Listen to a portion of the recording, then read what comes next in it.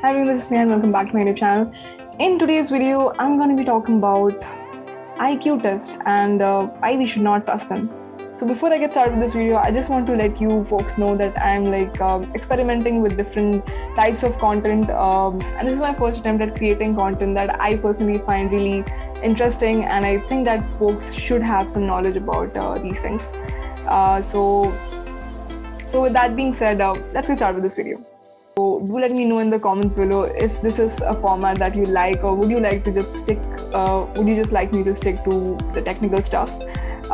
This is a way for me to showcase you folks what I actually like and what I am as a person, just to add a more personal touch to this channel. So let's get started. Today's video has a lot of hype around IQ tests. People who score really high on IQ tests boast about the IQ test and feel really good about themselves, and there are people who, on the other end, who score low on the IQ test and are being told that they are stupid. But these tests, are they actually accurate? What is the history behind IQ tests?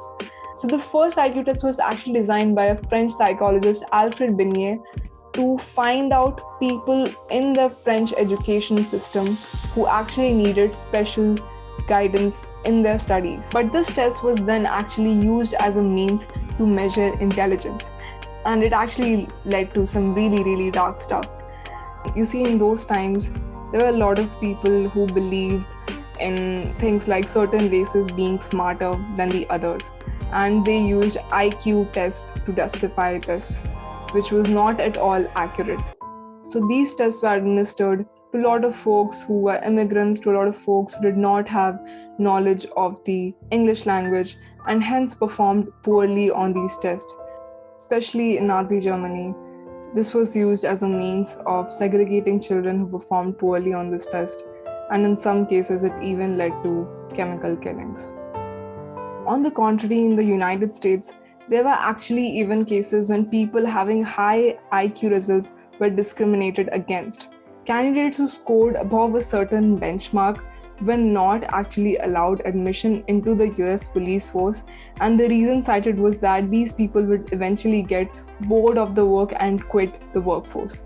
Alfred did not have the intention of creating this test to measure intelligence in the first place.